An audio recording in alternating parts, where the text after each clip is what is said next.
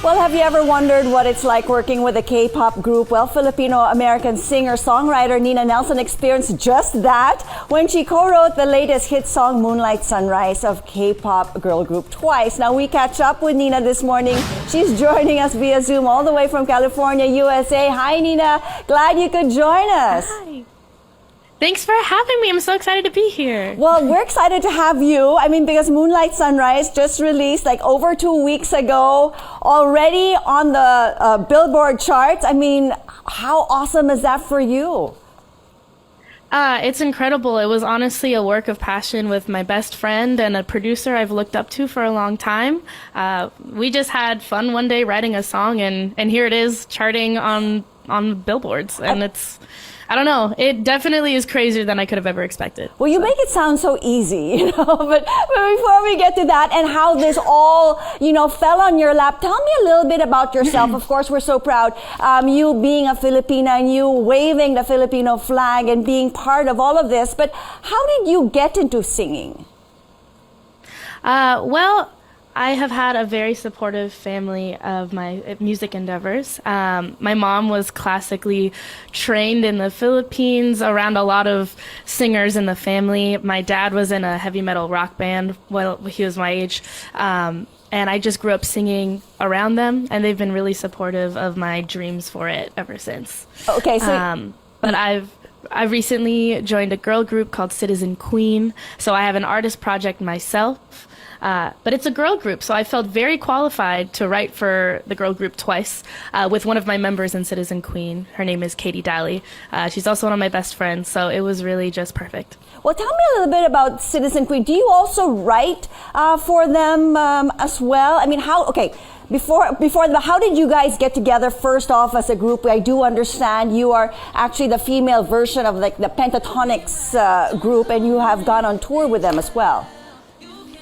Yeah. So, member of Pentatonic Scott Hoying sent out a cattle call audition on Google Forms, and the perfect people for the group showed up to the audition, and here we are now, best friends writing music together.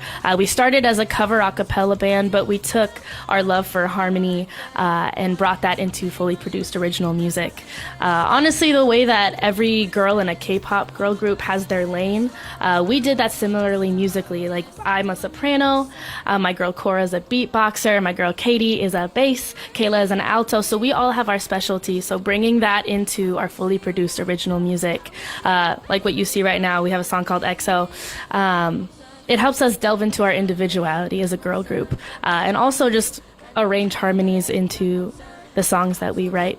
So it's a great collaboration. Everyone's so musically talented in our group, so we're just as involved performing the music as we are creating it. So I've seen your videos, I mean, and you sound amazing. You all look good, all different backgrounds, all uniquely, you know, distinct, which is probably part of your charm.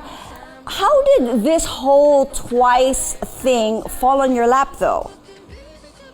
Sure. I mean, Katie and I have been writing ever since we can remember, and then we got to practice writing for our own artist projects, and then we both became big K-pop fans during the pandemic.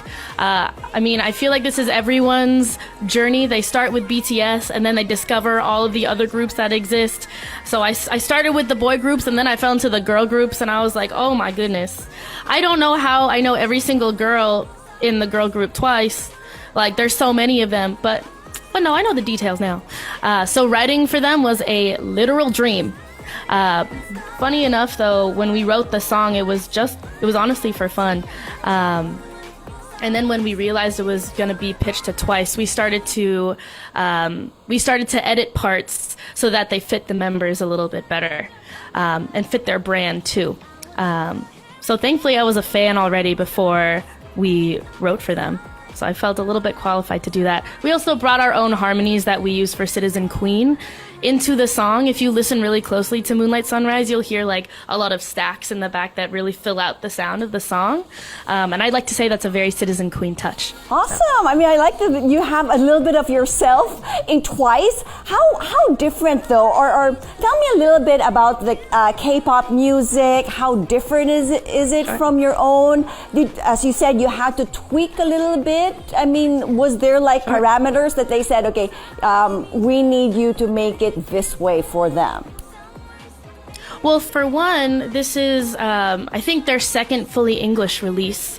I think the first one was The Feels. So, as far as like being lyrically forward, as well as bringing in American slang and terms that, you know, I and my generation use in my everyday language, that was something that they were prioritizing. They also wanted a particularly standout rap section. They'll ask for these things as you write for it because, you know, there are rappers in the group, there are singers in the group, there are the people who do the high notes at the very end. So you have to be cognizant of every member's strength. So I think having a background knowledge on Twice really helped with that.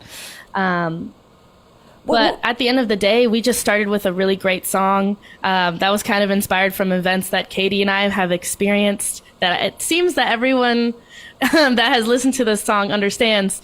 It's really about having a crush, young love, and, you know, being flirty. And being like Ariana Grande on a track. There you go. I mean, that can, you know, fit into, you know, a lot of people's minds and fantasies. But focusing a little bit once again on the music and you being able to write the lyrics for Twice, did they have to choose from various artists in terms of, you know, the lyrics that they wanted to use, or did they go to you specifically and they went to Citizens Queen and say, can you guys please write us a song? So actually, we started working with this producer named Iratak, who's worked with a lot of girl groups and boy groups in the past, and he had just brought up a beat that he made out of, you know, pure passion. And Katie and I were like, "Oh, this one is good. We're gonna write to this one." And by chance, like, we ended up writing something that fit Twice's sound. I like to think that since we were already fans beforehand, it kind of worked perfectly. But we ended up pitching the song to the group. They ended up really liking it, picking it up, and from there, we started editing the song to fit them best. So, yeah. Well, you know, congratulations. And from then, I mean, here you are, Billboard. We are so proud to have you. What's next for you in terms of writing more songs for them, and of course, in terms of performances with the Citizens Queen? Sure, we have a couple performances coming up, and we also have a new single dropping on March 3rd. If you like what you heard from Twice, that is a song that Citizen Queen wrote. We have a similar sound of our own coming out on March 3rd with a song called Special. I really love this one, so if you want to hear those creative minds behind Moonlight Sunrise, more to come on March 3rd. The song's called Special. But yeah, so we probably have a full-length project coming out middle or latter half of the year, a full EP from Citizen Queen, music of my own as a solo artist coming out. I will definitely be writing more for Twice, so will Katie, and probably other girl groups, other boy groups. Listen, you cannot back me down from the writing game. I will be writing a lot of stuff, so just watch out for me. You are definitely unstoppable. We do hope that you get to visit us here in the Philippines soon. Thank you so much, Nina, for joining us here on New Day, and all the best to you. More power.